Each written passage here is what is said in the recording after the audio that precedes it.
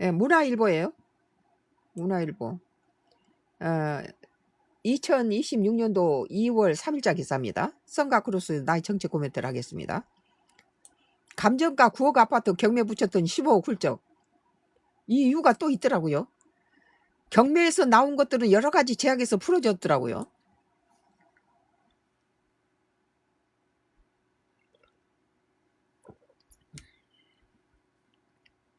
커피 맛이 좋네요, 환기가. 평균 낙찰가율 107.7%.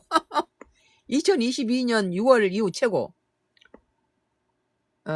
고가 낙찰 사례, 비강남권 재건축 단지 집중. 대출 규제 강화와 갭 투자 제한이 이어지면서 부동산 투자 수요가 매매 시장을 벗어나 경매 시장으로 이동하고 있다. 특히 비강남권 중저가 재건축 단지 중심으로 감정가 2배 가까운 가격에 낙찰되는 사례가 발생하고 있다. 경공매 데이터 전문기업 지지옥션이 3일 발표하는 자료에 따르면 올해 1월 서울 아파트 경매 진행 건수는 174건으로 집계됐다. 이 가운데 77건이 낙찰됐고 평균 낙찰률은 44.3%, 평균 낙찰가율은 107.8%. 낙찰가율은 지난해 10월 15일 부동산 대책 발표 이후 잠시 주춤했지만 이후 3개월 연속 상승하면서 2022년 6월 110.0%, 엄청난 이후 최고 수준에 도달했다.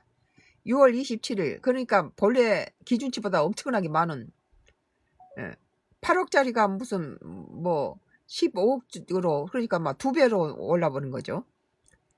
경매가 오른 거죠. 이후 최고 수준에 도달했다. 6월 27일 대출 규모 규제로 수도권 주택담보대출 한도가 6억으로 제한되고 고가 아파트에 대한 추가 규제가 시행되자 경매가 규제를 피해갈 수 있는 틈새 시장으로 부각되면서 경매 지표가 오히려 상승세를 보였다는 거예요.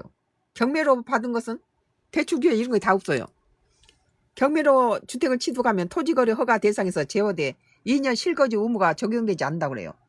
요새는 이제 아파트를 사면은 임대를 주지 않고 자기가 2년 이상 거주해야 돼요. 또 경락 잔금 대출을 이용하지 않을 경우 627 대출 규제에서 도입된 6개월 내에 전입 의무도 피할 수 있다.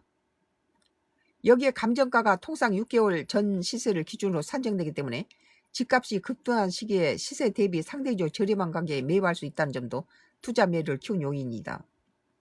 실제 경매 시장에서도 매매 시장과 마찬가지로 비강남권이 강세를 보이고 있다.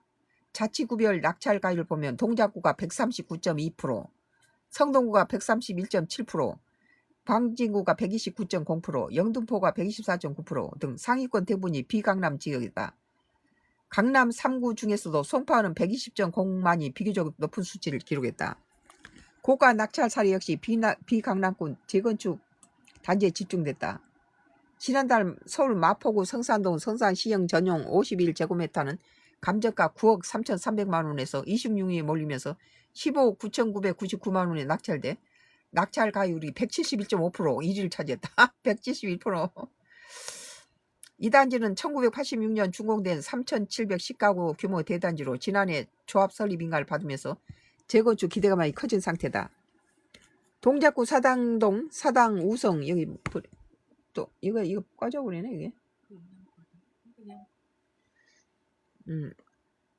동작구 사당동 사당 우성 전용 60제곱미터 역시 감정가 9억에서 49명의 응찰자가 몰리면서 15억 9억이 15억 1388만원 낙찰돼 낙찰가율이 168.2%, 적은 171.5%. 이 단지는 인근 단지들과 함께 거의 2배 수준이네요. 리모델링 사업을 추진 중이다. 이주연 지지옥션 선임연구원은 KB부동산 시세가 저장공과 관리 회복되고 있지만 2021년 전 지역이 동시에 강세를 보이는 흐름은 나타내기 어렵다고 전망했다.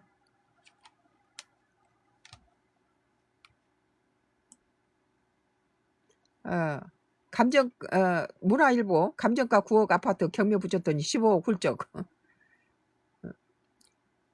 썬가크루스 나이 정치 코멘트였습니다.